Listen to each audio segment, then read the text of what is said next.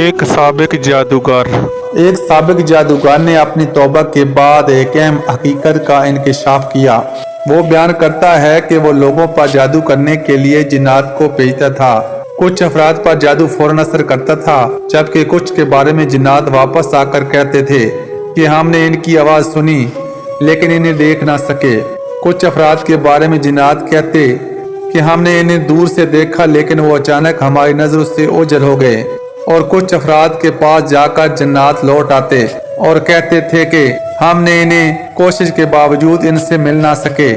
میں نے بہت طاقتور جنات کو بھیجا لیکن وہ بھی ناکام لوٹ آئے اور کہتے تھے کہ ہم نے پورے عالم کی تلاش کی لیکن اس شخص کو ڈھونڈ نہ سکے۔ میں حیران ہو کر پوچھتا تھا کہ وہ شخص تو اپنی جگہ پر موجود تھا، تمہیں کیوں نظر نہ آیا؟ جنات جواب دیتے تھے کہ ہم وہاں گئے تھے لیکن وہ ہمیں نظر نہ آیا۔ اس راز کی حقیقت تب میرے سامنے آیا ہوئی جب میں نے توبہ کی۔ مجھے معلوم ہوا کہ لوگوں کی روحانی حفاظت کا دار و مدار اللہ کے ذکر اور نماز کی پابندی پر ہوتا ہے۔ جو لوگ ان چیزوں سے غافل ہوتے ہیں ان پر جادو کا اثر جلد ہوتا ہے۔ جو لوگ کبھی ذکر کرتے ہیں لیکن کبھی غفلت کا شکار ہو جاتے ہیں، جنات کہتے ہیں کہ ہم نے ان کی آواز سنی لیکن دیکھ نہ سکے۔ اور جو لوگ ہمیشہ اللہ کے ذکر اور نماز کے حصار میں رہتے ہیں، ان کے بارے میں جنات کہتے ہیں کہ ہم نے پورا عالم چھان مارا لیکن اس شخص کو ڈھونڈ نہ سکے۔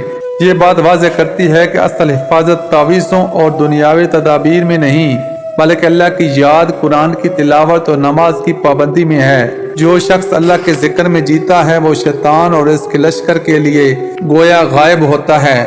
یہ واقعہ قرآن و حدیث کی روشنی میں واضح کرتا ہے کہ جادو اور شیطانی اثرات کسی کو نقصان نہیں پہنچا سکتے مگر اللہ کے حکم سے، جیسے کہ اللہ تعالیٰ فرماتا ہے وَمَا هُمْ بِضَارِّينَ بِهِ مِنْ أَحَدٍ إِلَّا بِإِذْنِ اللَّهِ سورۃ البقرہ۔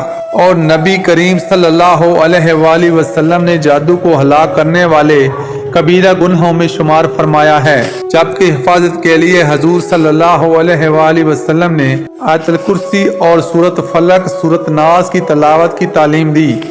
اس سے معلوم ہوتا ہے کہ اصل حفاظت نماز، اللہ کے ذکر اور قرآن سے ہے۔ البتہ اگر خدا نخواستہ کسی پر جادو یا اثر ہو جائے تو وہ شرعی طریقے سے کسی نیک بعمل اور قرآن و سنت پر چلنے والے عمل سے دم اور علاج بھی کروا سکتا ہے، کیونکہ شریعت میں جائز دم کی اجازت دی گئی ہے۔